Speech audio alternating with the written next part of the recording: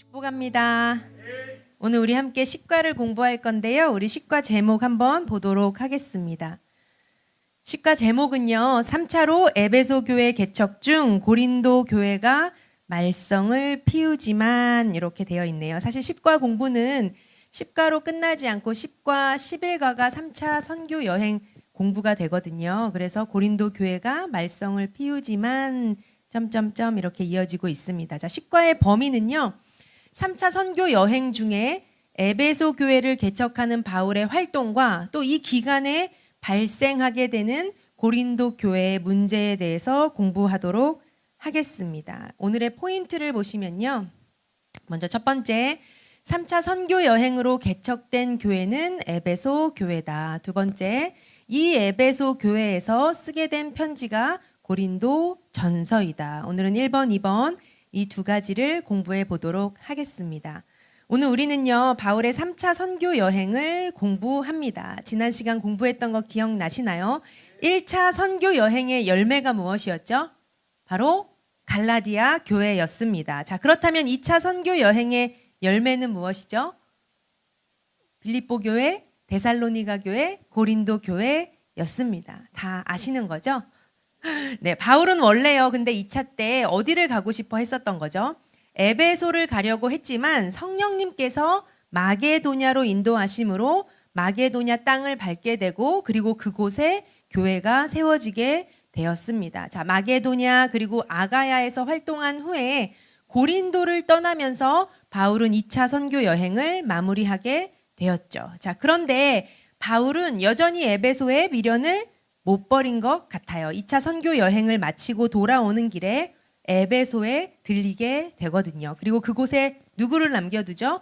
함께 고린도를 떠나온 브리스길라 아굴라 부부를 에베소에 남겨두고 바울 혼자 수리아 안디옥 교회로 돌아갑니다. 아마 선교 보고를 마친 후에는 저도 3차 선교 여행으로 에베소로 갈 거예요 라는 생각을 하고 잠시 헤어진 것 같습니다. 자, 우리 이런 지난 시간의 마지막 부분의 상황을 기억하면서 우리 스카치 테이프를 읽고 오늘 10과를 시작해 보도록 하겠습니다. 워크북 139페이지 스카치 테이프입니다.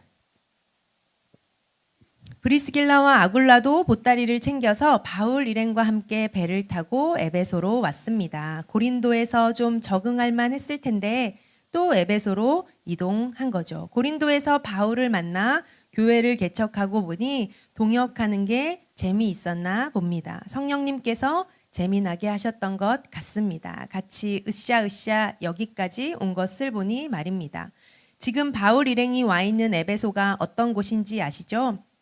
2차 선교 여행을 시작할 때 원래 목적지였잖아요. 성령님께서 에베소 지역에 복음을 전하는 것을 막으셔서 결국 유럽 지역인 빌립보, 데살로니가, 고린도 교회를 개척하고 지금 돌아가는 길이잖아요.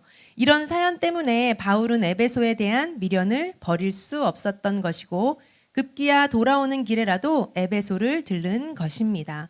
바울은 선교 여행이 끝날 때마다 파송교회인 수리아 안디옥 교회에 가서 선교 보고를 해야 했기 때문에 사실은 이번에도 수리아로 가긴 가야 해요. 그렇지만 이렇게 에베소를 들러서 탐색을 하고 있는 것입니다.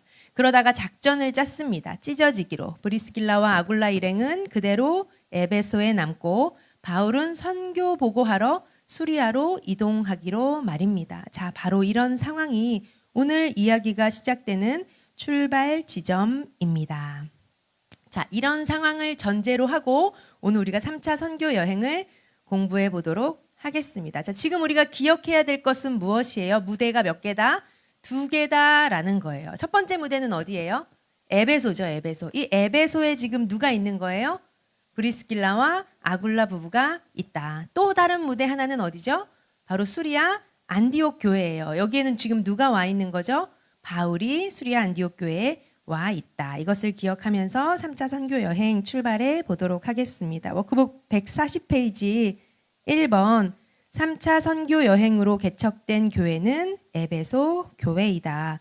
방가로 1번 2차 선교 여행 끝과 3차 선교 여행 시작의 분기점이라고 되어 있습니다. 지난 시간 우리가 2차 선교 여행이 마무리되는 부분을 보았는데요. 자, 2차 선교 여행이 끝나고 그리고 3차 선교 여행이 어떻게 시작되는지 사실 성경을 그냥 읽다 보면 이 2차와 3차의 사이를 찾는 것이 쉽지가 않아요. 그런데 우리가 선교 여행을 1차다, 2차다, 3차다로 나눌 때 무엇을 기준으로 삼자고 했었죠? 바로 파송교회인 수리아 안디옥 교회였습니다. 그래서 안디옥을 떠났다 그러면 뭐예요?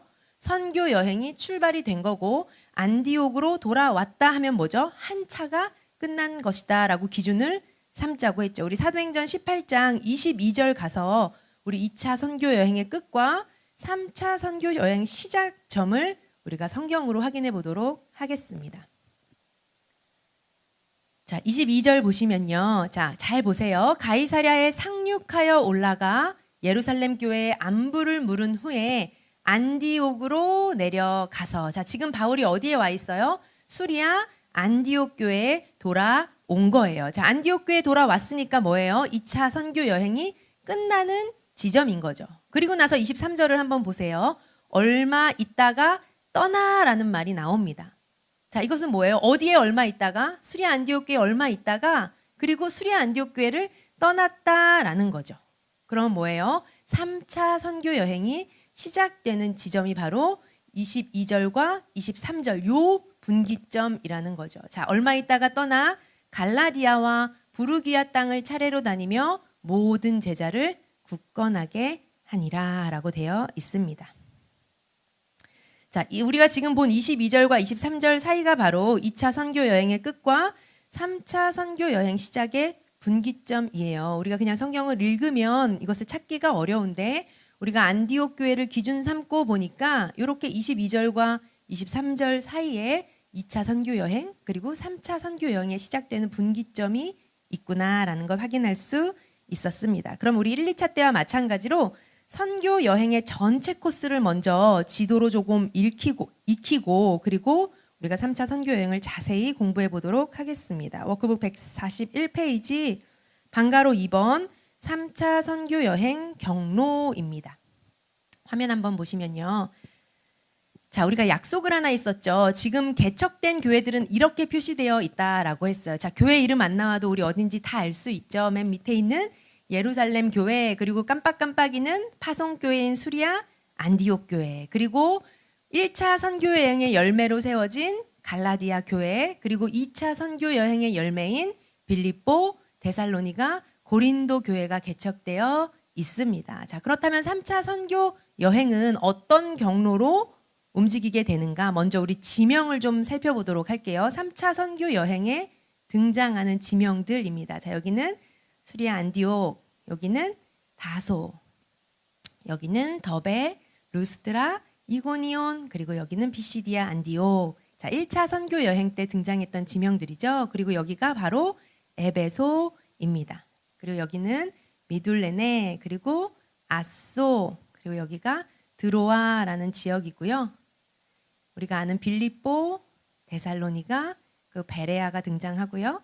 그리고 여기가 고린도 이렇게 되겠습니다. 그리고 여기 깜빡깜빡하는 요 지점이 밀레도이고요. 그리고 여기가 로도, 그리고 바다라, 뭐 이런 지명들은 예루살렘으로 돌아가는 길의 항구 배 타고 이동하는 중 이렇게 생각하시면 좋을 것 같습니다. 두로, 가이사랴, 그리고 예루살렘 이렇게.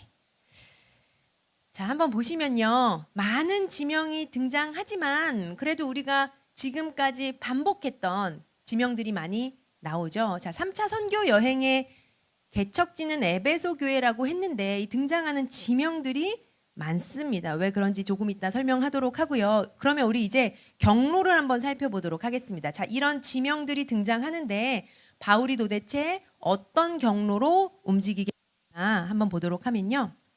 자, 수리아 안디옥 교회를 출발하는 거죠. 3차 선교 여행이 시작되었어요.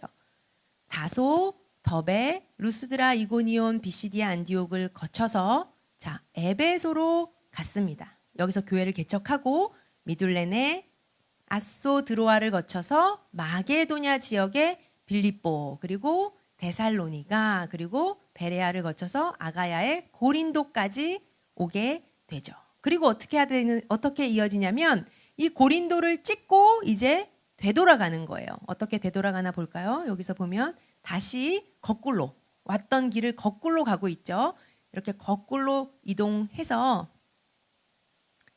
자, 밀레도를 거쳐서 로도를 거쳐서 이렇게 배를 타고 두로와 가이사랴를 거쳐서 예루살렘까지 오게 되는 것이 3차 선교 여행의 개관이라고 할 수가 있습니다. 경로라고 할 수 있죠. 우리 워크북 141페이지에 요 길을, 요 경로를 화살표로 조금 표시해 두시면 좋을 것 같습니다. 자, 3차 선교 여행으로 개척되는 교회는 에베소 교회 하나지만 생각보다 경로가 조금 복잡할 수 있어요. 그런데 보면 다 우리가 1차, 2차 때 공부했던 지명들이 많이 등장하고 돌아가는 길만 조금 새로운 지명들이 등장하는 거죠. 지도로 표시해 놓으시면 좋을 것 같습니다.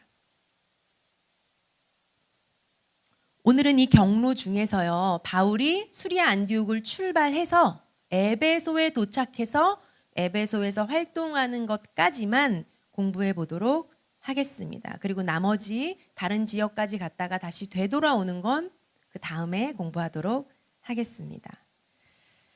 자, 지도에 조금 정리가 되셨으면요. 자, 워크북 한 장 넘기셔서 142페이지 반가로 3번입니다. 3차 선교 여행의 시작 순간, 아까도 말씀드렸지만 지금 무대가 몇 개다라는 거 기억나셔야 해요. 바울만 있는 것이 아니라 무대가 2개로 나뉘어져 있다라고 했어요. 자, 2차 선교 여행을 마무리하면서 우리가 무대가 2개로 나뉘는 걸 확인했습니다. 첫 번째 무대는 어디라고 했죠? 에베소라고 했고요. 거기에 누가 가 있다? 브리스길라와 아굴라 부부가 있다. 자, 또 다른 무대는 어디다? 수리아 안디옥인데 지금 바울이 와 있다. 그러면요, 우리 양가로 1번 브리스길라와 아굴라가 있는 그 무대, 그 지역을 먼저 살펴보도록 하겠습니다. 장소가 어딘 거예요? 에베소인 거예요. 우리 성경 본문으로 어떻게 브리스길라와 아굴라가 에베소에 오게 되었는지 우리 성경 본문으로 확인해 보도록 하겠습니다. 사도행전 18장 18절 보도록 하겠습니다. 자, 여기는 어디냐? 이 본문은 2차 선교 여행의 마무리 장면부터 보도록 할게요. 자, 바울은 더 여러 날 머물다가 형제들과 작별하고 배 타고 수리아로 떠나갈새 브리스길라와 아굴라도 함께 하더라. 19절 보시면요. 자, 에베소에 도착을 했어요. 와서 그들을 거기 머물게 하고, 이 그들이 누구예요? 브리스길라와 아굴라 부부는 그 에베소에 머물게 하고, 바울은 회당에 들어가서 유대인들과 변론도 하고 21절에 헤어지게 되었다라는 거죠. 자, 그래서 지금 첫 번째 무대 브리스길라와 아굴라는 어디에 남아 있는 거예요? 에베소에 있구나라는 거예요. 자, 이 에베소에 있는데 이후에 이 에베소에 남은 브리스길라와 아굴라 부부에게 일어나는 일은요, 조금 건너뛰어서 본문의 24절로 이어지게 됩니다. 우리 사도행전 18장 24절 보시면요, 지금 이 무대는 어디냐? 브리스길라와 아굴라가 있는 에베소라는 무대라는 거죠. 자, 여기서 무슨 일이 이어지냐면요, 한번 보세요.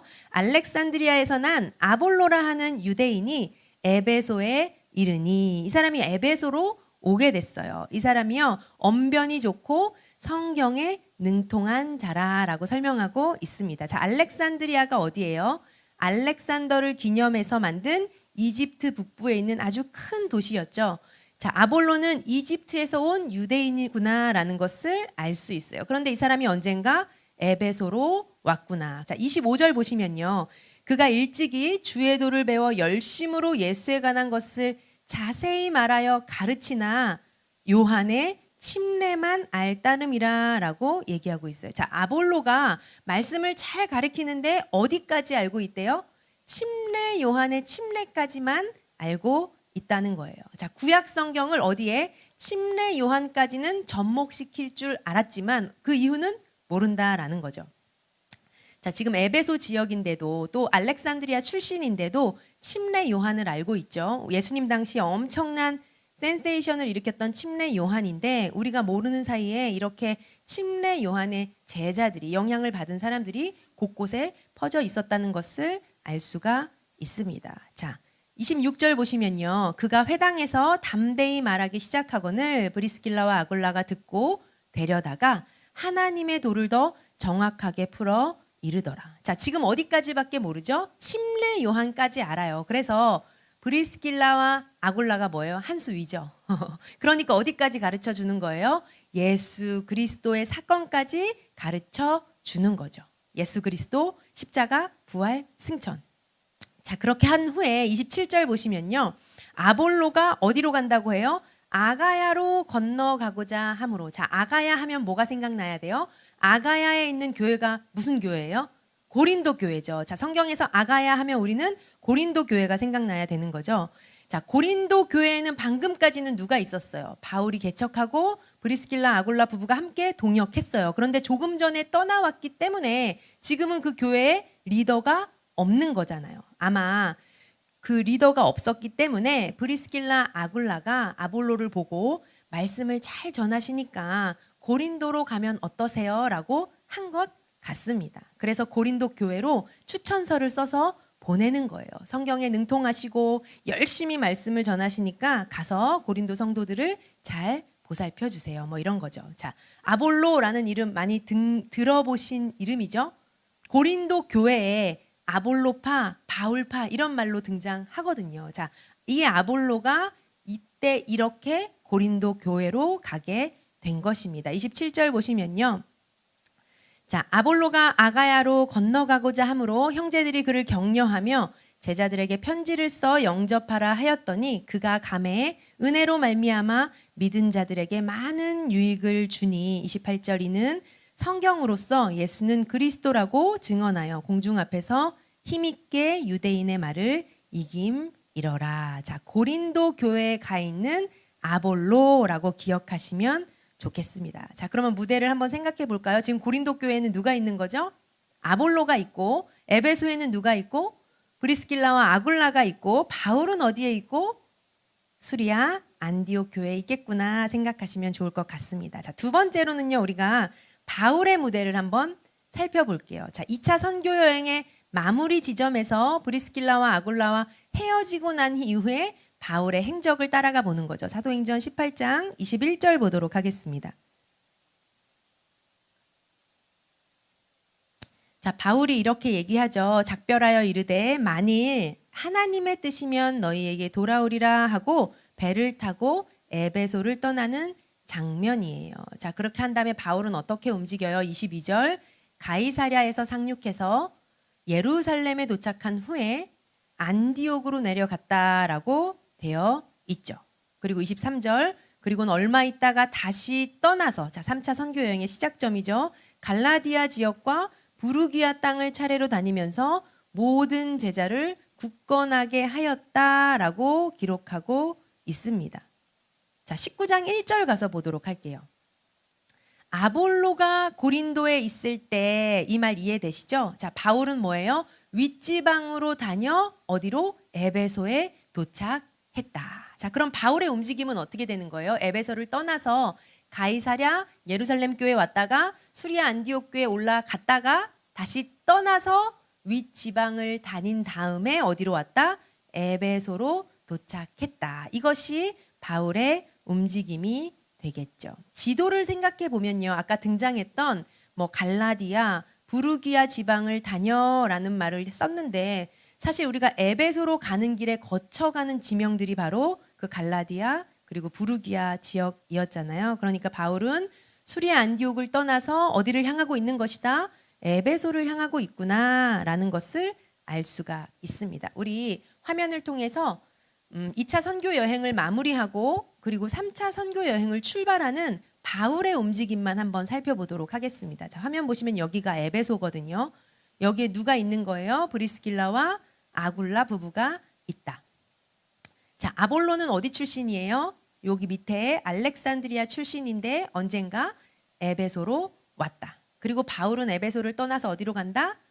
가이사랴를 내려서 예루살렘을 갔다가 수리아 안디옥 교회로 와서 선교 보고를 했겠다라는 것을 알 수 있죠. 이 아볼로는 어떻게 어느 순간 에베소에 왔다가 말씀을 더 듣고 어디로 간다? 고린도로 가게 된다. 이때 바울은 수리아 안디옥 교회에서 뭐 하고 있는 거예요? 자, 3차 전도 여행에 대한 전략을 세우고 있었다라고 정리할 수가 있습니다. 워크북 142페이지 보시면요. 이번에는 우리가 아까는 3차 선교 여행의 전체 경로였다면 이번에는 바울의 움직임만 2차 선교 여행을 마친 후에 에베소를 출발해서 다시 에베소로 올 때까지의 바울의 움직임만 한번 경로에 표시해 보시면 좋겠습니다. 자, 에베소를 떠나서 가이사랴에 들렸다가 예루살렘 교회 갔다가 수리아 안디옥 교회에 갔다. 그리고 다시 출발하기 전에 전략을 세웠겠죠. 이 사이에 일어나는 일이 바로 아볼로 일이었다. 우리가 무대가 두 개다라는 말은 무슨 의미예요? 동시에 일어나고 있다라는 거죠. 두 개를 다 볼 줄 알아야 된다. 이런 말입니다. 아까도 봤지만요. 1차, 2차 때랑 좀 다르게 3차 선교 여행의 목적지는 에베소 딱 하나인데 근데 경로는 엄청나게 복잡해요. 왜 그럴까요? 여기서 우리가 한번 좀 짚고 넘어가고 싶은 게 있는데요. 바울은 3차 선교 여행을 출발하기 전에 수리아 안디옥 교회에서 이미 전략을 세운 것 같습니다. 그냥 출발한 게 아니에요. 전략이 있었는데 이 전략이 조금 복잡해요. 우리가 그래서 여기서 바울의 전략을 살짝 들여다보면요. 뭐였냐면 첫 번째로는 3차로 에베소 교회를 개척하는 것이 1차 궁극적인 목표였어요. 그런데 그 에베소만 찍고 돌아오는 게 아니라 바울이 그 이후의 전략까지 세웠거든요. 그게 무엇이었냐면 에베소 활동을 마친 후에는 바울이 1, 2차 개척한 모든 교회들을 다시 돌아본다. 이 계획을 갖고 있었어요. 자, 그리고 그 교회들을 다 돌면서 뭐 하냐? 헌금을 부탁하며 헌금을 모금해야겠다라는 생각을 했습니다.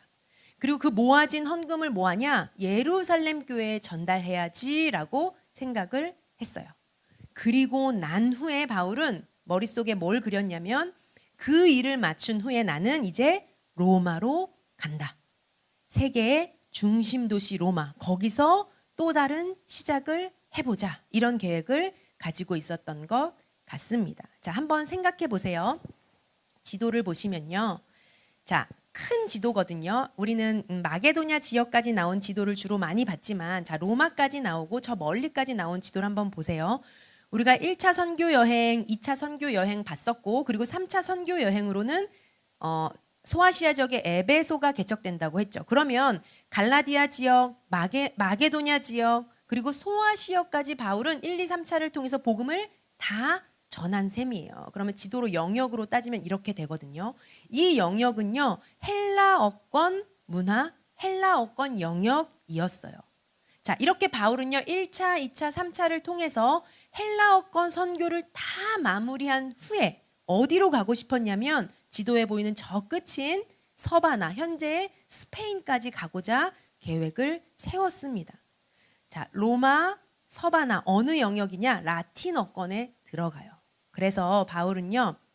첫 번째로는 에베소 교회를 개척하고 그리고 그동안에 개척한 교회들을 다 돌보고 그리고 헌금을 모아 예루살렘 교회에 전달하고 그리고는 어디로 간다? 나는 로마로 가야겠다. 그래서 로마 교회의 파송을 받아 스페인까지 가야겠다라는 라틴어권 선교에 대한 전략을 가지고 있었다라고 생각하시면 좋겠습니다. 그렇기 때문에 3차 선교 여행으로 개척된 교회는 에베소 교회 단 하나인 것 같지만 선교 여행의 경로는 엄청나게 복잡하게 느껴지는 거예요. 자, 우리는 3차 여행을 시작하기 전에 출발하기 전에 미리 바울의 마음 속에 바울의 생각 속에 이런 전략이 있었구나 알고 우리가 공부를 따라가면 조금 내용이 쉽지 않을까 생각이 되어집니다. 자, 오늘 10과 내용 중에서는 오늘은 수리아 안디옥을 출발해서 3차로 그 에베소 교회 개척 활동까지 공부해 보도록 하겠습니다. 워크북 143페이지 보시면요. 반가로 4번 에베소 교회 선교 활동 중에 일어난 일이라고 되어 있습니다. 자, 우리가 지도를 많이 봐서 알지만 에베소라는 지역은 소아시아 지역의 큰 도시였거든요. 그래서 원래 바울이 2차 때 여기를 정복하려고 선교지의 목적지로 세웠었던 것도 다 이유가 있었던 거였겠죠. 자, 그런데 정치와 상업의 중심지였고 이 도시는 우상 숭배도 만연했는데 특별히 아데미 여신을 우상으로 섬기는 도시였습니다. 아데미 여신을 섬기는 아데미 신전이 있었는데 이 신전이 얼마나 큰지 고대 7대 불가사의 중에 하나일 정도로 어마어마하게 컸대요. 신전에 기둥들이 있는데 우리도 기둥이 있지만 이 기둥을요 남자 장정이 한 4-5명 정도가 팔로 감싸야지만 감길 수 있는 정도의 두께, 굵기 이런 정도로 신전이 어느 정도 컸는지 우리가 상상할 수 있겠죠. 그런데 우리는요 아데미 여신 하면 그런 게 있나 보다 이게 아니라 뭐가 생각나야 돼요? 구약 때 공부했던 바알과 아세라가 생각이 나야 돼요. 이 가나안 종교 결국 이 아데미 여신은요 그 뿌리가 이 가나안 종교에 있다라는 것을 기억하셨으면 좋겠습니다. 자, 바울이 에베소 교회에 와서 활동하는 것 우리가 사도행전 본문으로 확인해 보도록 하겠습니다. 사도행전 19장 1절 보도록 할게요. 자, 아볼로는 고린도에 가 있고요. 지금 바울은 어디? 윗지방으로 다녀 에베소에 왔다라고 되어 있어요. 2절 보시면요. 이르되 너희가 믿을 때 성령을 받았느냐라고 물어봐요. 자, 에베소 교회의 영적 상황이 어떠냐? 너희가 성령을 받았느냐라고 했을 때 뭐라고 얘기해요? 우리는 성령이 뭔지도 모른다. 이런 거죠. 3절 보면요. 바울이 이르되 그러면 너희가 무슨 침례를 받았냐라고 물어보니까 어디까지는 알아요?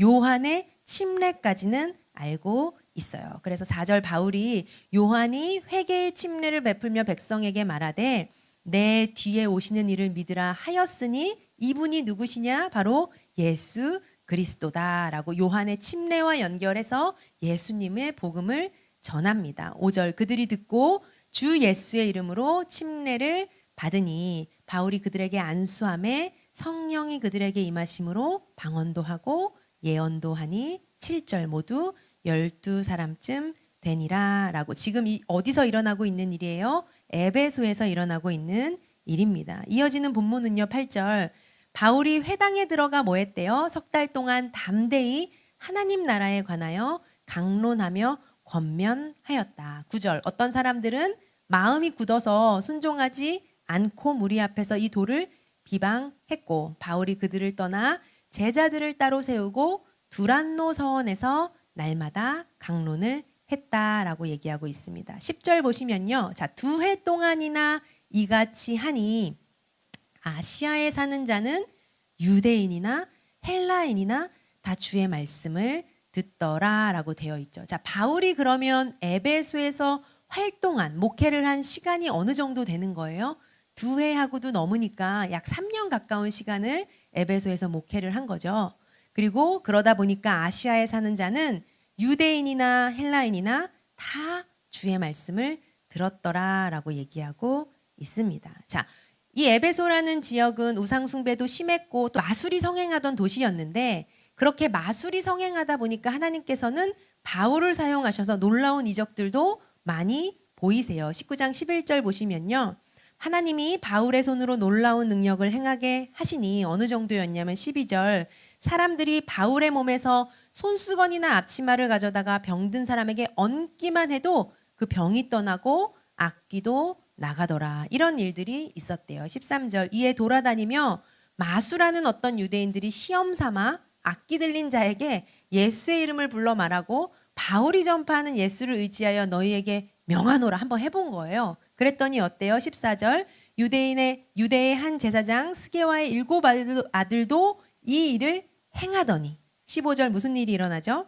악기가 대답하여 이르되 내가 예수도 알고 바울도 알거니와 너희는 누구냐라고 반응을 하죠. 16절 악기 들린 사람이 그들에게 뛰어올라 눌러 이기니 그들이 상하여 벗은 몸으로 그 집에서 도망하는지라. 이런 해프닝도 있었어요. 17절 에베소에 사는 유대인과 헬라인들이 다 이 일을 알고 두려워하며 주 예수의 이름을 높이고 18절 믿은 사람들이 많이 와서 자복하여 행한 일을 알리며 또 19절 무슨 일이 있었죠? 마술을 행하던 많은 사람들이 그 책을 모아가지고 와서 모든 사람 앞에서 불사르니 그 책값을 계산한 즉 은 5만이나 되더라. 무슨 거죠? 이방 술사들, 무당들 이런 다른 우상을 섬기던 사람들이 이 이적과 놀라운 일들을 보고는 자기들이 해왔던 거 다 태우는 거예요. 그리고는 그 일이 얼마나 어마어마했는지 그 책값을 계산한 즉 은 5만이나 되더라. 결국은 누가는 이렇게 얘기하고 있습니다. 에베소의 사역을 20절 이와 같이 주의 말씀이 힘이 있어 흥왕하여 세력을 얻으니라. 자, 이방 종교들을 타파하고 말씀이 흥왕하고 에베소의 교회가 개척되는 것이죠. 자, 이 이후에 이어지는 성경 본문 21절은요. 자, 우리가 아까 살펴봤던 바울의 전략, 그것을 살짝 엿볼 수 있는 본문이에요. 21절 한번 잘 보세요. 이 일이 있은 후에 바울이 자, 마게도냐와 아가야를 거쳐서 예루살렘에 가기로 작정하여 이르되 내가 거기 갔다가 후에 로마도 보아야 하리라 하고 라고 얘기하고 있어요. 자, 바울이 3차 선교 여행으로 에베소 교회를 개척한 이후에 가지고 있는 생각을 엿볼 수 있는 본문인 거예요. 아까 우리가 설명했던 거죠. 뭐예요? 마게도냐, 아가야. 바로 2차 선교 여행으로 개척했던 교회들을 방문한 후에 어디로 간대요? 예루살렘을 먼저 갔다가 그리고 나선 후에 어디를 가고 싶어 해요? 로마로 가고 싶다라는 뜻을 보이고 있죠. 그래서 22절에 어떻게 해요? 자기를 돕는 사람 중에 동역자 중에 누구? 디모데와 에라스도 두 사람을 먼저 마게도냐로 보내고 자기는 아시아. 자, 아시아라고 하면 어디를 얘기하는 거예요? 에베소에 얼마 동안 더 있으니라라고 이야기하고 있습니다. 자, 지금 바울은요. 어디서? 에베소에서 활동하고 있고요. 우리가 본문을 통해서 이 이후의 계획이 무엇이었는지 바울이 갖고 있는 속내를 조금 알 수가 있게 되었습니다. 자, 무엇 때문에 바울이 모든 교회들, 개척했던 교회들을 돈다고 말씀드렸죠? 바로 뭐 때문에? 헌금을 걷기 위해서. 우린 이걸 헌금 프로젝트라고 부를 건데요. 사실 이 일은요. 1차 선교 여행 이후에 종교회의 때 예루살렘 교회로부터 부탁을 받았어요. 예루살렘 종교회의가 어떤 회의였죠? 이방인과 유대인들도 똑같이 예수를 믿음으로 구원을 얻는다. 이것을 가결한 아주 중요한 회의였잖아요. 이 결정 이후에 예루살렘 교회로부터 부탁받았던 것이 바로 이방인의 헌금을 모아서 예루살렘 교회에 전달하는 것. 바울에게는 이것이 아주 큰 의미가 있었던 것 같습니다. 그래서 바울은요, 에베소 교회를 개척한 후에 바로 돌아가는 것이 아니라 어떻게 모든 교회들을 도는 거죠. 그렇기 때문에 우리가 아까 봤듯이 3차 선교 여행의 경로가 조금 복잡해 보였던 거예요. 어떻게 알 수 있느냐? 바울이 에베소를 오려면 어떤 지역을 지나쳐 와야 되죠? 갈라디아 지역을 지나쳐 와야 되죠. 바울은요, 갈라디아를 지나오면서 이미 헌금을 모을 거예요, 여러분 하고 지시를 해 놓았다는 것을 알 수가 있습니다. 그리고 그 헌금을 다 모은 후에는 어디로 간다? 예루살렘으로 간다. 이런 계획을 바울은 가지고 있었다라는 것을 생각하시고 성경 보시면 조금 더 이해하기가 쉽지 않을까 싶어 말씀을 드렸습니다. 자, 아까도 말씀드렸듯이 바울은 에베소에서 어느 정도 목회를 했다고요? 한 3년 정도 목회를 했다라고 했죠. 그런데요, 사도행전 속에서 이 에베소 활동 이야기는 19장 딱 한 장이에요. 사도행전 속에서는 이 3년의 시간이 어떻게 한 장으로만 기록되어 있어요. 왜냐하면 20장을 딱 펴면 바울은 마게도냐로 떠났다라고 기록하고 있거든요. 즉 바울의 에베소의 3년 동안의 기록은 누가는 19장의 한 장으로 기록을 하고 있다라는 거죠. 그런데 이 에베소에서 있었던 일에 대해 또 다른 정보를 주는 책이 있는데 바로 오늘 우리가 함께 공부할 고린도 전서입니다. 왜 그럴까요? 바울이 이 편지를 에베소에서 쓰게 되었기 때문이에요. 우리 워크북 143페이지 2번 보시면요. 에베소 교회에서 쓰게 된 편지가 고린도 전서다라고 되어 있습니다. 네모 안에 박스 안에 빈칸에 있는 내용에 고린도 전서 기록 AD 한 54년경 이렇게 표시해 놓으면 좋을 것 같습니다. 자, 바울은 지금 에베소에 있어요. 에베소에서 목회를 하면서 다음 일정도 생각하고 이제 어떻게 움직여야 될까, 로마는 어떻게 가고 이런 여러 가지 생각을 하고 있는데 이때 바울에게 소문이 하나 들려와요. 무슨 소문이었냐? 고린도 교회가 분쟁으로 인해서 내분이 일어났다는 안 좋은 소식이었어요. 그런데요, 그 소식을 듣고 얼마 지나지 않아 엎친 데 덮친 격으로 무슨 일이 일어났냐? 고린도로 목회하러 갔던 누가? 아볼로가 그만 나 도저히 못하겠어 이러고 돌아와 버리게 돼요. 자, 분쟁 소식을 듣고 염려했는데 아볼로까지 돌아오게 되니까 바울은 어떨까요? 고린도 교회가 엄청 염려가 되었겠죠. 그러던 차에 이번에는요, 고린도에서 사람들이 바울을 찾아와요. 현재 우리 교회가 이런 어려움이 있습니다 라는 문제들을 가지고 대표단처럼 바울을 찾아오게 된 거죠. 자, 이런 제가 지금 말씀드린 내용들 사도행전에 있어요, 없어요? 없는 내용이죠. 그런데 이런 이야기들이 다 어디에 숨어 있다? 고린도 전서 속에 숨어 있는 정보입니다. 자, 바울은요, 분쟁이 있다, 아볼로가 돌아왔다, 그리고 사람들이 찾아왔으니 그래서 편지를 한 통 쓰게 됩니다. 이 편지가 바로 무엇이냐? 고린도 전서입니다. 화면 한번 보시면요. 자, 3차 선교 여행을 출발한 바울, 우리가 무대가 이렇게 그려지고 있죠. 자, 3차 선교 여행으로 어디까지 왔다? 에베소까지 왔어요. 아데미 여신을 섬기는 우상 숭배하는 도시였죠. 자, 이 에베소에서 바울이 뭘 들어요? 소문이 들어요. 무슨 소문? 고린도 교회 소문을 들어요. 분쟁이 있다. 그러던 차에 누가? 아볼로가 돌아오게 돼요. 어디로? 에베소로. 그리고 나서 바울은 뭘 하게 된다? 편지를 한 통 쓰게 된다. 그 편지가 무엇인가? 바로 고린도 전서입니다. 자, 반가로 1번 보시면요. 고린도 전서를 쓸 때 상황 총정리라고 되어 있거든요. 고린도 전서를 우리가 들어가서 읽을 텐데요. 먼저 이 편지를 쓸 때의 상황을 조금 엿볼 수 있게 해주는 내용들이 있어요. 우리가 16장 가서 한번 보도록 하겠습니다. 고린도전서 16장 8절입니다.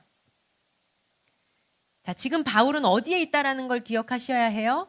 에베소에 있어요. 에베소에서 누구에게 편지를 쓰는 거예요? 고린도 교회에 편지를 쓰는 거예요. 바울이 뭐라고 얘기하냐면요. 8절에 내가 오순절 때까지는 어디? 에베소에 머물려 합니다 라고 얘기하고 있어요. 자, 바울 지금 어디 있다고요? 에베소에 있다. 오순절 때까지는 에베소에 머물 계획을 가지고 있다. 5절 보시면요. 16장 5절. 자, 내가 그 이후에는 어디를 간대요? 마게도냐를 갈 거야. 자, 지도를 한번 생각해 보세요. 자, 마게도냐를 지난 후에는 어디를 가신대요? 너희에게 갈 거야. 지금 너희가 누구예요? 고린도예요. 즉 마게도냐를 지나 아가야를 간다라고 말하고 있어요. 6절에 보면요. 그리고 너희와 함께 머물며 겨울을 지낼 수도 있을 것 같아. 그 이후에 너희가 나를 내가 갈 곳으로 보내어 주게 하려 함이라. 내가 갈 곳은 어디예요? 바울의 계획상 아가야에 도착한 이후에 갈 곳은 어디였어요? 예루살렘으로 갔다가 로마로 가는 것. 바울은 지금 그 이야기를 하고 있는 것입니다. 자, 16장 1절 보시면요. 자, 정보를 조금 찾고 있는 거예요. 바울이 고린도전서 편지를 쓸 때의 정보. 뭐라고 얘기하냐면 1절 성도를 위하는 연보에 관하여는, 이거 뭐에 대한 얘기예요? 헌금 프로젝트예요. 헌금 걷는 것이요.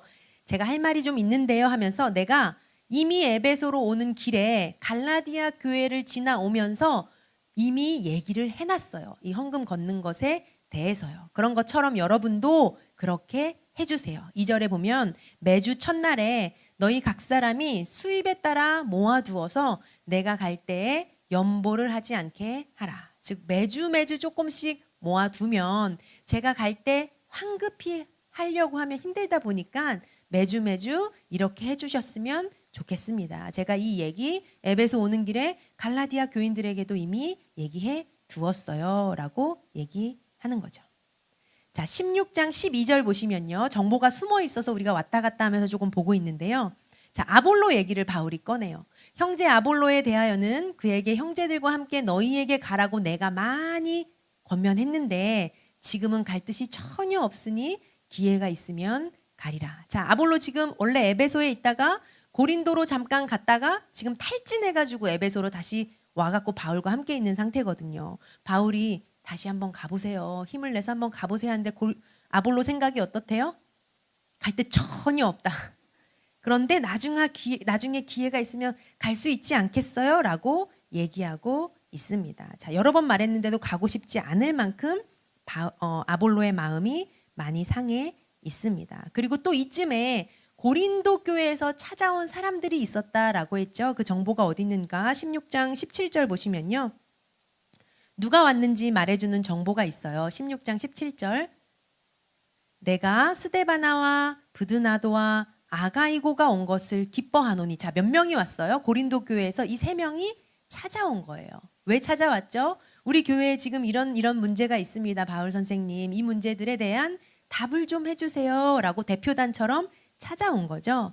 자, 그래서 이들이 너희의 부족한 것을 채웠습니다. 이들이 와서 내가 기쁘다라고 바울이 말하고 있습니다. 자, 이 사람들의 질문에 대한 답, 그리고 고린도 교회 소문에 대한 들은 바울의 하고 싶은 말, 그리고 아볼로가 돌아오게 된 상황, 이런 모든 것들을 종합해서 바울이 편지를 쓰게 되는데, 그 편지가 바로 우리가 공부할 고린도 전서다라는 거죠. 이런 대략적인 상황을 생각하면서 우리가 고린도 전서를 읽는다면 어려운 편지가 아니라 읽을 수 있지 않을까 싶습니다. 편지의 특징인 보내는 사람과 받는 사람이 누구인지, 그리고 그들의 상황이 어떤지 우리가 조금만 알면 쉽게 읽을 수 있다라고 했죠. 자, 바울과 고린도 교회 성도 사이에 일어난 사건, 그리고 그 속에서 바울이 하고 싶은 말 무엇인지 우리 고린도 전서를 공부하고 오늘 공부를 마무리했으면 좋겠습니다. 워크북 143페이지 박스 안에 있는 글 제가 읽어보도록 할게요. 고린도전서 편지를 읽지 않아도 대충 어떤 이야기가 있겠구나 상상이 되지 않습니까? 지난번 갈라디아 편지를 읽을 때는 바울의 흥분된 얼굴을 보면서 읽었듯이 이번에 고린도전서도 그렇게 읽어봅시다. 바울의 총천연색 복잡한 심정이 느껴지면서 고린도 교회 성도들의 선명한 얼굴도 보일 거예요. 브리스길라와 아굴라의 추천을 받아 꿈에 부푼 아볼로가 고린도 교회를 목회하러 갔다가 꿈을 이루지 못한 채 그만 되돌아왔잖아요. 스데반처럼 예수 진리를 논리적으로 잘 전했던 신학자인데 고린도 교회에서는 먹히지 않았습니다. 너무 끼리끼리 나누어져 싸우는 밭에는 말씀의 씨앗이 뿌려져도 자라지 못하는 겁니다. 근로의 집에서 모이는 교인들이 고린도 교회가 파벌 싸움을 한다, 이 정보를 주는 바람에 바울은 이미 분쟁에 대해 알고 있었습니다. 오죽하면 견디다 못해 포기하고 아볼로는 에베소에 돌아왔겠습니까? 자, 이런 고린도 교회에게 보내는 편지 살펴볼까요? 우선 1장부터 4장까지만 샘플로 한번 공부해 보겠어요. 현장성을 갖고 편지를 읽어보기입니다.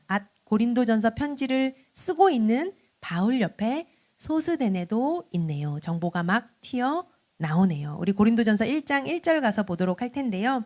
워크북 144페이지. 자, 고린도전서의 내용을 이렇게 굵직굵직하게 4가지 정도로 1번부터 4번까지를 좀 정리했거든요. 먼저 양가로 1번 바울 편, 아볼로 편, 이런 분쟁에 대해서 바울이 이야기를 합니다. 고린도전서 1장 1절입니다. 자, 바울이 인사하죠. 하나님의 뜻을 따라 그리스도 예수의 사도로 부르심을 받은 바울과 형제 소스데네는, 이렇게 바울이 인사해요. 소스데네와 함께 여러분을 문안합니다 하고 말문을 열고 있어요. 그런데 이 소스데네가 누구예요? 우리 사도행전 18장 17절에 가서 한번 보면요. 모든 사람이 회당장 소스데네를 이라고 나오거든요. 이때가 언제냐? 바로 바울이 고린도 지역에서 목회 활동할 때 등장했던 사람이에요. 회당장 소스데네. 그런데 이 이후에 아마 이 소스데네가 바울과 동행해서 에베소 교회까지 따라온 것 같아요. 마치 브리스길라 아굴라 부부처럼요. 바울과 동역하게 된 셈이겠죠. 그렇기 때문에 바울은 지금 고린도전서 1장 1절에서 인사하면서 누구 얘기를 하는 거예요? 저 옆에 소스데네도 함께 있어요. 이렇게 얘기하는 거죠. 왜 소스데네를 언급할까요? 고린도 교회 교인들은 소스데네를 다 알고 있으니까요. 그래서 특별히 인사를 하고 있습니다. 자, 인사를 하고 난 후에 바울은요, 제일 먼저 무슨 얘기를 꺼내냐? 분쟁에 대해서 이야기를 꺼내요. 고린도전서 1장 10절 보도록 하겠습니다. 형제들아, 내가 우리 주 예수 그리스도의 이름으로 너희를 권하노니 모두가 같은 말을 하고 너희 가운데 분쟁이 없이 같은 마음과 같은 뜻으로 온전히 합하라. 11절 보시면요. 내 형제들아, 근로의 지편으로 너희에 대한 말이 제가 소문을 좀 들었어요. 그 소문의 내용이 뭐예요? 너희 가운데 분쟁이 있다고 하더라. 12절 내가 이것을 말하거니와 너희가 각각 이르되 나는 바울에게 나는 아볼로에게 나는 게바에게 나는 그리스도에게 속한 자라 한다는 것이니. 자, 여러분 바울 편, 아볼로 편, 게바 편, 그리스도 편까지 나뉘셨다면서요? 제가 들었습니다라고 얘기하는 거죠. 자, 학자들은요. 언젠가 베드로도 고린도를 방문하지 않았을까라고 생각을 합니다. 그래서 고린도 교회 분쟁이 있을 때 이 게바파도 등장하는 게 아니냐라고 하는 거죠. 자, 13절 보시면요.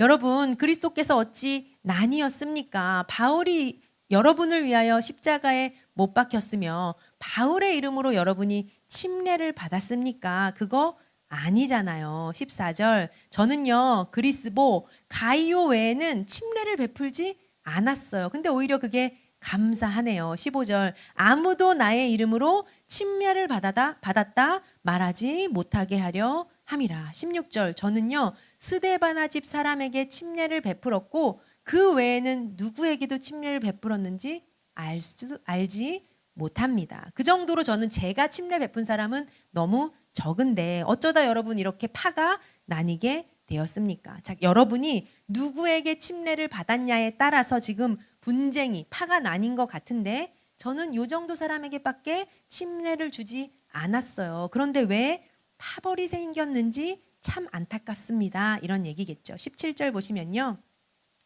그리스도께서 저를 보내신 것은요. 침례 베풀게 하려 하심이 아니요. 여러분 침례가 관건이 아니고요.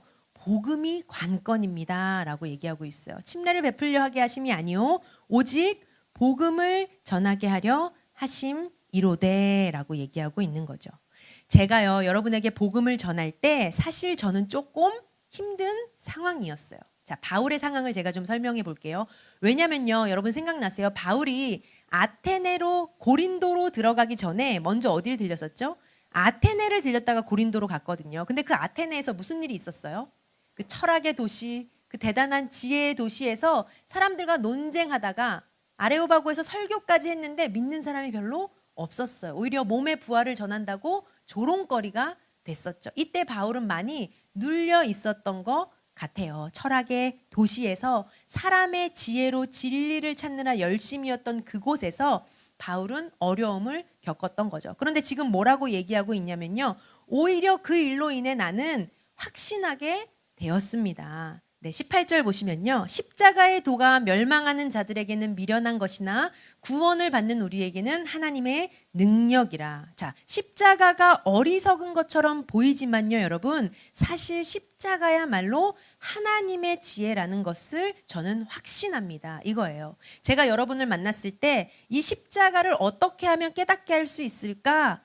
내가 아테네서처럼 그 사람들처럼 철학적으로, 지혜로, 사람의 논리로 말해야 하나라는 고민도 사실 살짝 했었지만 저는 결심을 했습니다. 아테네 사람들처럼 그렇게 하지 않기로요. 왜 그렇습니까? 오직 성령의 도우심만으로만, 오직 성령으로만 깨달을 수 있는 것이 복음이요 진정한 지혜이기 때문입니다. 라고 바울이 말하고 있습니다. 17절 보시면요. 자, 17절 볼게요. 오직 복음을 전하게 하려 하심이로되 말의 지혜로 하지 아니함은 그리스도의 십자가가 헛되지 않게 하려 함이라 라고 바울이 얘기하고 있는 거죠. 21절 보도록 하겠습니다. 하나님의 지혜에 있어서는 이 세상이 자기 지혜로 하나님을 알지 못하므로 하나님께서 전도에 미련한 것으로 믿는 자들을 구원하시기를 기뻐하셨도다. 25절 보도록 하겠습니다. 하나님의 어리석음이 사람보다 지혜롭고 하나님의 약하심이 사람보다 강하지 않느냐. 형제들아 너희의 부르심을 보라.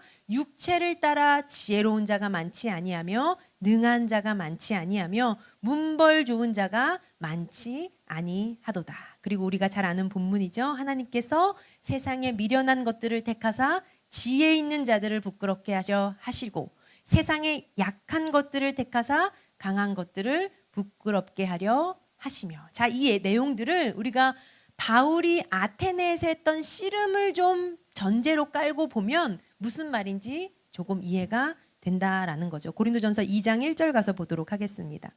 바울이 결국은 이렇게 고백하는 거예요. 형제들아, 내가 너희에게 나아가 하나님의 증거를 전할 때에 말과 지혜의 아름다운 것으로 아니하였나니. 2절, 내가 너희 중에서 예수 그리스도와 그가 십자가에 못 박히신 것 외에는 아무것도 알지 아니하기로 작정하였다. 3절, 내가 너희 가운데 거할 때 약하고 두려워하고 심히 떨었노라. 제가 아테네에서 너무 눌려서 사실 여러분한테 갔을 때 처음에는 너무 두렵고 떨렸어요. 복음을 어떻게 전해야 할지. 4절, 그러나 내 말과 내 전도함이 설득력 있는 지혜의 말로 하지 아니하고 다만 성령의 나타나심과 능력으로 하여 너희 믿음이 사람의 지혜에 있지 아니하고 다만 하나님의 능력에 있게 하려 하였노라 라고 고백하고 있습니다. 자, 여러분이 이렇게 성령으로 복음을 깨달았으면요, 여러분 그렇게 살아야 하는데 분쟁이라니요. 바울은 이런 얘기가 하고 싶은 거예요. 3장 3절 가서 보도록 하면요, 너희는 아직도 이렇게 육신에 속한 자로다. 너희 가운데 시기와 분쟁이 있으니 어찌 육신에 속하여 사람을 따라 행함이 아니리요. 자, 계속해서 분쟁 얘기하고 있는 거죠. 어떤 이는 말하되 나는 바울에게, 어떤 사람은 나는 아볼로에게. 이렇게 너희가 육의 사람이 아니리니 그런즉 아볼로는 무엇이고 바울은 무엇이냐. 다 우리들은 주님께서 주신 대로 너희로 하여금 믿게 하는 사역자들이니라 라고 얘기하고 있죠. 6절 보시면요, 나는 심었을 뿐이고 아볼로는 물을 주었을 뿐이고 자라게 하시는 분은 오직 하나님 한 분뿐이십니다. 그런데 이렇게 서로 네 편, 내 편, 나는 아볼로파, 나는 바울파 이러고 있으니 제가 참 답답하네요. 제가 여러분을 잘못 키운 것 같아요. 8절 보시면요, 심는 이와 물 주는 이는 한 가지이나 각각 자기가 일한 대로 자기의 상을 받으리라. 9절, 우리는 하나님의 동역자고요, 여러분은 하나님의 밭이고 하나님이 집이에요. 내게 주신 하나님의 은혜를 따라 내가 지혜로운 건축자와 같이 터를 닦아두고 다른 이가 그 위에 세우고, 그러나 어떻게 세울지는 조심해야 하는 것이죠. 11절, 이 닦아둔 것 외에 능히 다른 터를 닦아둘 자가 없으니 이 터는 곧 예수 그리스도다라고 말하고 있습니다. 4장 1절 보시면요, 자, 사람이 마땅히 우리를 그리스도의 일꾼이요 하나님의 비밀을 맡은 자로 여길지어다. 여러분, 우리는 그리스도의 일꾼들이에요. 하나님의 비밀을 맡은 청지기들이에요. 5절 보시면요, 여러분 무슨 문제가 있더라도 주님이 오실 때까지는 이렇다 저렇다 판단하지 마세요. 6절 보시면, 형제들아, 내가 너희를 위하여 이 일에 나와 아볼로를 들어서 본을 보였으니 이는 너희로 하여금 기록된 말씀 밖으로 넘어가지 말라 한 것을 우리에게서 배워 서로 대적하고 교만한 마음을 가지지 말게 하려 함이라. 7절, 누가 너를 남달리 구별하였느냐. 내게 있는 것 중에 받지 아니한 것이 무엇이냐. 즉 여러분이 어느 것 하나라도 하나님께로부터 온 게 아닌 게 있습니까? 그런데 마치 하나님께로부터 아무것도 안 받은 것처럼, 원래 자기 것이었던 것처럼 그렇게 왕노릇을 하니까 서로 분쟁이 일어나고 싸우게 되는 거예요. 8절, 너희가 이미 배부르며 이미 풍성하며 우리 없이도 왕이 되었도다. 우리가 너희와 함께 왕노릇하기 위하여 참으로 너희가 왕이 되기를 원하노라. 비꼬면서 살짝 얘기하고 있는 거죠. 10절 보시면요, 우리는, 자, 바울이 그러면서 이렇게 얘기해요. 그리스도 때문에 어리석으나 너희는 그리스도 안에서 지혜롭고 우리는 약하나 너희는 강한 것 같고 너희는 존귀하나 우리는 비천하여. 11절, 우리요 여기 에베소에서 사역하고 있는 이 시각까지 줄이고 목마르고 헐벗고 매맞고 맨날 정처 없이 떠돌고, 12절, 또 맨날 수고하고 친히 돈 벌어서 일해가면서 사역하고, 그런데 모욕당하고 축복을 해줘도 박해를 받고, 그런데 참고, 13절 보면 비방을 받은 즉 우리는 권면해야 하고, 우리가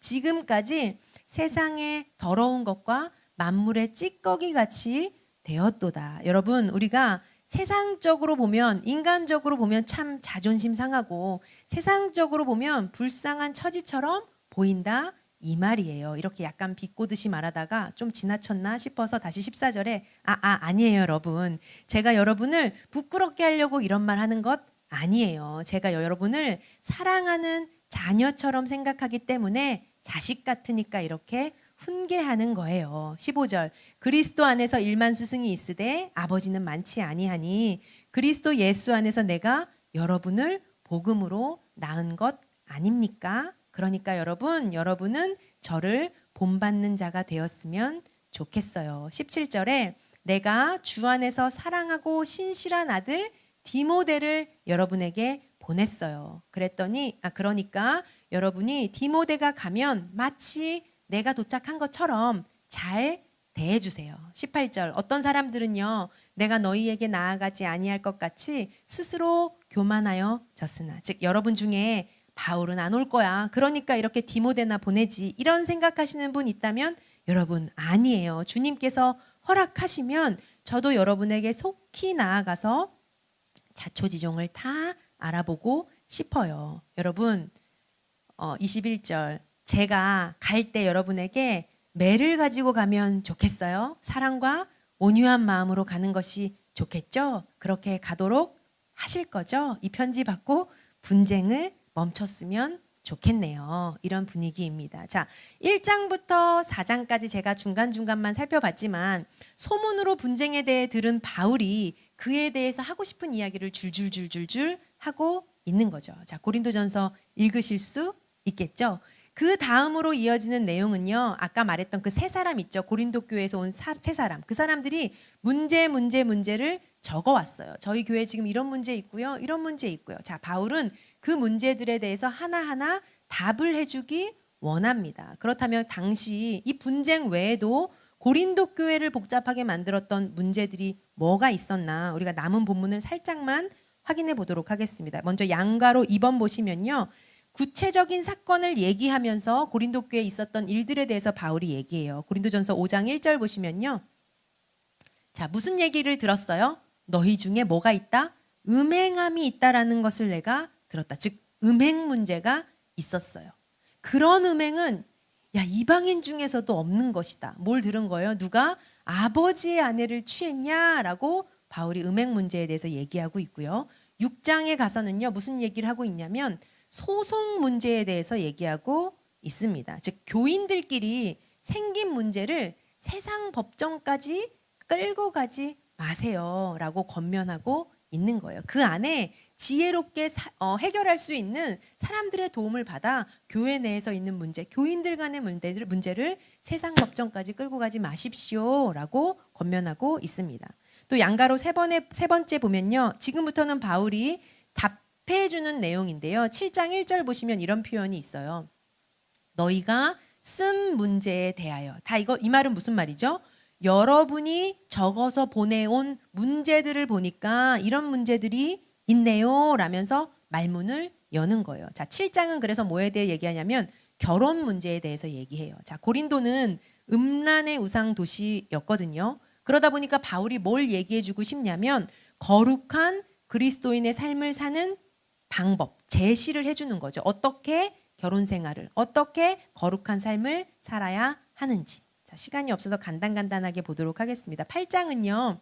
무슨 문제냐면 8장 1절 보시면 우상의 재물을 먹는 문제에 대해서 얘기하고 있어요. 당시 고린도에는 우상을 섬기는 신전이 최소 12개는 있었다고 해요. 그러니까 매일매일 여기에 신전에 바쳐졌던 제사 음식이 있을 거 아니에요? 고기들. 근데 이 고기가 제사를 마치고 나면 어떻게 돼요? 시장에 나오는 거예요. 그러면 교인들이 고민이 되는 거죠. 이런 음식 먹어도 되는가? 우상의 신에 바쳐졌던 음식인데 이거 먹어도 되는가? 라는 질문이 있었던 것 같아요. 이것에 대한 바울의 대답은 간단해요. 8장 4절 보면 우상의 재물을 먹는 일에 대하여는 우리가 우상은 세상에 아무것도 아니며 또한 하나님은 한 분밖에 없는 줄 아노라. 이 믿음이 확실한 우리들에게 그런 음식 먹는 거, 시장에서 파는 음식 먹는 거 아무 의미 없다. 먹어도 된다. 이렇게 얘기하고 있는 거죠. 그런데 좀 더 붙여서 얘기를 해요. 그런데 그 고기를 만약 신전에서 먹는다? 그거는 좀 아니다. 종교적인 장소는 종교적인 의미가 부여되기 때문에 신전에서는 먹지 마라. 또 어떤 사람들은 믿음이 연약해서 이런 고기를 왜 먹어 하고 시험 드는 자가 있다면 그 형제를 위해서 차라리 먹지 않는 게 좋겠다. 이런 얘기를 바울이 답해주고 있습니다. 11장은요. 예배에 대해서 얘기하고요. 또 성만찬에 대해서 얘기해주고 있고요.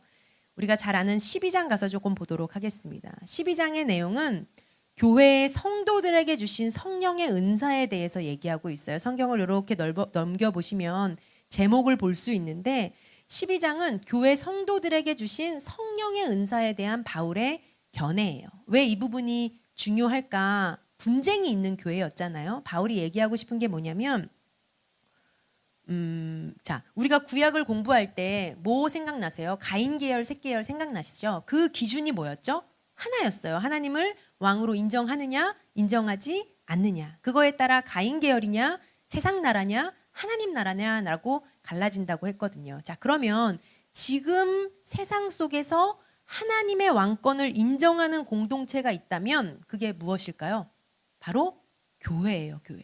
교회 공동체가 하나님의 왕권을 인정하는 공동체라는 거죠. 예수님도 이 교회 공동체, 제자들에게 유언을 남기실 때 연합에 대해서 그래서 그렇게 강조해서 말씀하셨어요. 바울은 이 구약부터 흘러오는 이 개념을 지금 얘기하고 싶은 거예요. 고린도 교회에 여러분 각 개인에게 은사가 있고 달란트가 있을 것이에요. 그런데 그것은요, 하나님이 공동체에 기여라고 주신 축복인 거예요. 이렇게 얘기하는 거죠. 자, 달란트로 나 잘났어 하고 잘난 척하는 게 아니라, 달란트로 나를 드러내고 교만해지는 게 아니라 하나님이 주신 그 은사로 교회를 그리고 다른 사람을 섬기라는 거예요. 바울은 이 얘기를 하고 있습니다. 그러다 보니까 바울이 뭐라고 표현하느냐? 교회는 그리스도의 몸이에요 라는 표현을 하게 된 거죠. 이 사실에 근거해서 은사에 대해서 풀어주고 있는 겁니다. 여러분 각자에게 있는 은사를 어떻게 사용해야 하는지, 어떻게 바라봐야 하는지. 고린도전서 12장 4절 한번 보시면요. 은사는 여러 가지나 성령은 같고 직분은 여러 가지나 주는 같으며 사역은 여러 가지나 모든 것을 모든 사람 가운데서 이루시는 하나님은 같으니 7절 각 사람에게 성령을 나타내심은 유익하게 하려 하심이라. 25절도 보시면요. 은사에 대해서 설명하면서 이렇게 얘기하고 있는 거죠. 몸 가운데서 분쟁이 없고 오직 여러 지체가 서로 같이 돌보게 하셨느니라. 만일 한 지체가 고통을 받으면 모든 지체가 함께 고통을 받고 한 지체가 영광을 얻으면 모든 지체가 함께 즐거워하느니라. 너희는 그리스도의 몸이요 지체의 각 부분이라 라고 얘기하고 있습니다. 분쟁으로 파벌이 나뉘어 있는 고린도 교회에 교회 공동체의 원리에 대해서 바울이 설명해 주는 거죠. 자, 그러다 보니까 그 다음으로 이어지는 내용은요.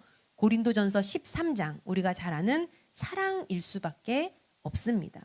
바울이 계속 강조하는 게 뭐예요? 13장 1절, 2절, 3절 뭐든지 방언과 천사의 말을 할지라도 사랑이 없으면, 예언하는 능력이 있어도 사랑이 없으면, 3절에도 내가 내게 있는 모든 것을 구제하고 또 내 몸을 불사르게 내줄지라도 사랑이 없으면 이라고 얘기하고 있어요. 그러면서 4절 사랑은 오래 참고 사랑은 온유하며 시기하지 아니하며 자랑하지 아니하며 교만하지 아니하며 하면서 사랑에 대해서 강조하고 있습니다. 여러분 그리스도의 몸을 이루십시오. 하나로 연합하십시오. 이렇게 강조하고 있는 거죠.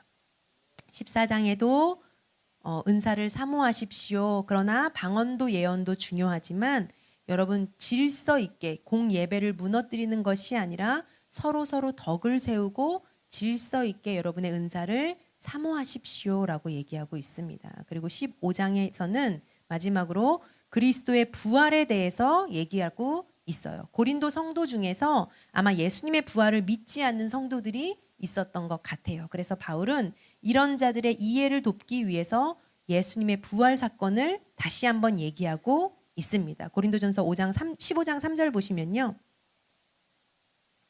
내가 받은 것을 먼저 너희에게 전하였느니 이는 성경대로 그리스도께서 우리 죄를 위하여 죽으시고 장사 지낸 바 되셨다가 성경대로 사흘 만에 다시 살아나사 그리고 제자들에게 부활하신 것을 보여주신 것 부활에 대해서 얘기하고 있는 거죠. 바울은요, 이 부활 신앙에 대해서 아주 중요하게 강조하고 있습니다. 예수 그리스도의 부활은 실제이고 진리고 역사다. 바울은 그리스도의 부활이 기독교의 핵심이라는 것을 분명히 하고 있어요. 왜 그렇습니까? 부활은 소망이기 때문입니다. 15장 57절 보시면요. 우리 주 예수 그리스도로 말미암아 우리에게 승리를 주시는 하나님께 감사하노니 그러므로 사랑하는 형제들아 견실하고 이 부활 신앙 안에 견실하고 흔들리지 말고 항상 주의 일에 더욱 힘쓰는 자들이 되라. 너희의 수고가 결코 헛되지 않는다라고 얘기하면서 16장으로 편지를 마무리하고 있습니다. 16장 1절 다시 보시면요. 우리가 아까 편지의 상황을 살펴보았던 것 눈으로 한번 보세요. 자, 헌금 얘기를 하면서 편지를 마무리하고 있죠. 여러분, 헌금을 이렇게 모아 주세요. 또 5절에서는 뭐라고 얘기하죠? 제가 지금은 에베소에 있지만 마게도냐를 지나서 곧 여러분에게 갈 거예요. 8절에는 뭐라고 얘기하고 있죠? 제가 오순절 때까지는 지금 이 에베소에 조금 더 머물 것 같습니다. 10절에 제가 디모데를 보냈으니까 그가 오면 잘 반겨주세요. 12절 아볼로에 대해서는 제가 조금 더 권면해 보도록 하겠습니다. 17절 저를 찾아온 3명의 사람 그들이 온 것을 제가 기뻐합니다. 왜 그러냐면 여러분의 그 문제에 대해서 제가 답할 수 있게 되었어요. 16장 19절 보시면요. 자, 바울이 지금 어디 있어요? 아시아의 에베소에 있죠. 그러니까 아시아의 교회들이 너희에게 문안하고 아굴라와 브리스길라 얘기를 하면서 그 집에 있는 교회가 주 안에서 너희에게 간절히 문안하고 라고 인사를 하고 있습니다. 23절 보시면 바울은 이렇게 마무리하죠. 주 예수 그리스도의 은혜가 너희와 함께하고 나의 사랑이 그리스도 예수 안에서 너희 무리와 함께할 지어다 하면서 편지를 마무리하고 있습니다. 고린도전서는 우리가 살펴본 바울의 4번째 편지인데요. 데살로니가 전후서나 갈라디아서랑은 또 조금 다른 느낌을 받을 수 있습니다. 이렇게 바울 서신서는요. 어떻게 쓰게 되었는지 상황에 따라 색깔이 조금씩 다 달라요. 우리가 에베소에서 쓰게 된 바울의 4번째 편지 고린도전서까지 공부했습니다. 이번 주 성경 읽기 범위는요. 사도행전 19장 22절까지 그리고 오늘 우리가 한 편의 서신서 고린도전서입니다. 다음 주에는 제가 없습니다. 다음 주엔 제가 이 자리에 없겠죠. 그런데 사실 신약을 전부 끝까지 다 12가까지 마무리하고 제가 훈련을 좀 가면 좋겠다라는 마음이 있었는데 남은 분량이 사실 좀 적지가 않아가지고 제가 다녀온 후에 신약을 마무리했으면 좋겠습니다. 유튜브 한돌교회를 검색하셔서요. 올려진 그동안의 구약 공부, 신약 공부 영상을 보시면서 하나님 말씀 앞에 나아가는 우리 교회와 성도님들 되시기를 제가 축복하고 기도하겠습니다. 오늘 말씀 중에 이제 마무리했으면 좋겠는데요. 오늘 말씀 중에 이런 말씀이 있죠. 에베소 교회를 개척하고 말씀을 전할 때 하나님의 말씀이 힘이 있어 흥왕하고 세력을 얻으니라. 이 말씀처럼요. 우리 안에도 우리 가정 안에도 또 우리 교회 공동체 안에도 하나님의 말씀이 이렇게 일하시고 역사하시기를 간절히 소망하고 기도합니다. 하나님의 말씀은 능력이 있고 힘이 있고 살아있고 운동력이 있어서 우리 안에 그 말씀이 들어올 때 우리 안에 그 말씀이 일하시기 시작할 때 우리의 삶 가운데 말씀을 통해 진리를 통해 우리의 삶을 변화시키시고 하나님께로 더 인도하시며 하나님 나라를 향한 믿음의 눈을 확장시켜 주실 줄로 믿습니다. 우리 말씀 앞에 나아갑시다.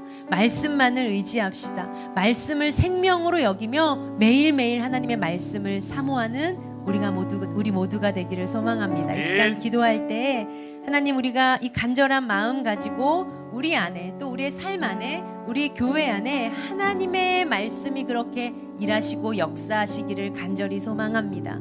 주님 우리 안에 오셔서 사도 바울의 삶 속에서 일하셨던 성령님 그 말씀의 능력대로 우리 가운데도 동일하게 역사하여 주시옵소서. 우리를 사용하여 주시옵소서. 우리 이런 간절한 마음 가지고 주여 한번 부르짖고 기도하도록 하겠습니다.